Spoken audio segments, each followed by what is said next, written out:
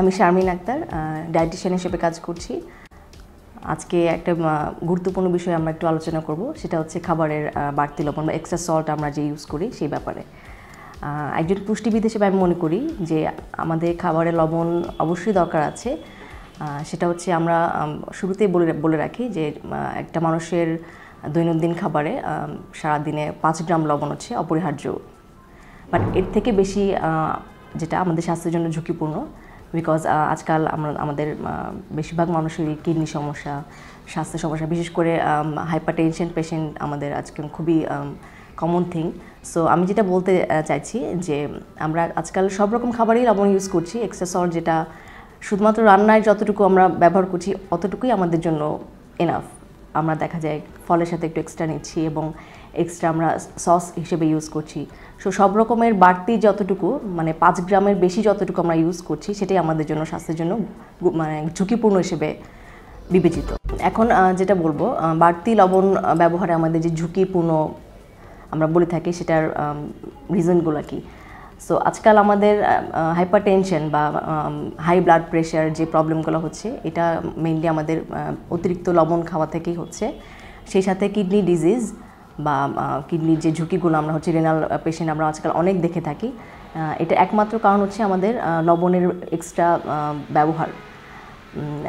5 গ্রামের বেশি লবণ আমরা যখনই গ্রহণ করে থাকি, তো সেটাই আমাদের ঝুঁকিপূর্ণ হিসেবে বিবেচিত হচ্ছে। সো আমরা আমাদের উচিত 5 গ্রামের বেশি লবণটা সারাদিনের খাবারের ব্যবহার না করা।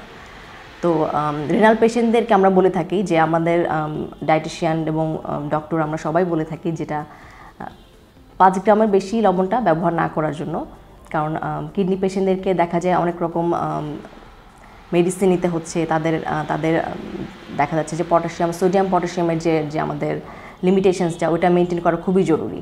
শুধুমাত্র কিডনি পেশেন্টই না, আজকাল আমরা দেখা যায় যে যারা জেরিয়াট্রিক পেশেন্ট আছে, মানে বয়স্ক পেশেন্ট যারা, তাদেরকেও আমরা বলে থাকি যে লবণের পরিমাণটা মানে খুবই সীমিত মাত্রায় ব্যবহার করার জন্য। আরেকটি ইম্পর্টেন্ট ফ্যাক্টর যেটা আমরা বলে থাকি যে লবণ অনেকেই মনে করেন যে এক্সট্রা সল্ট আমরা নিচ্ছি, সেটা একটু ভেজে নিয়ে এক্সট্রাভাবে আমরা খাচ্ছি, এটা কোনো ঝুঁকিপূর্ণ বিষয় হিসেবে কাজ করছে না। সো এটা হচ্ছে একটা মারাত্মক ভুল হিসেবে বলবো আমি, বিকজ ভেজে যে লবণটা আমরা খাচ্ছি এটাও কিন্তু এক্সট্রা সল্টই। কারণ ভাজার কারণে লবণে কিন্তু কোনো গুণাগুণ কমে যাচ্ছে না, বাট ওটা এক্সট্রা সল্ট হিসেবেই বিবেচিত হচ্ছে।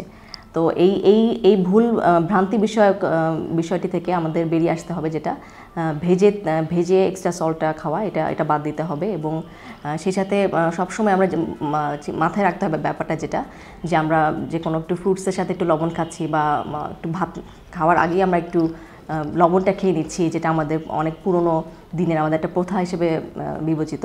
তো আমাদের এই জিনিসগুলো থেকে বেরিয়ে আসতে হবে এবং খাবারে বাড়তি লবণের ব্যবহারটা আমাদের আস্তে আস্তে কমিয়ে আনতে হবে এবং এই বিষয়ে সবাইকে সচেতন হতে হবে, যেটা আজকাল আমাদের সুস্বাস্থ্যের জন্য খুবই গুরুত্বপূর্ণ একটি বিষয়।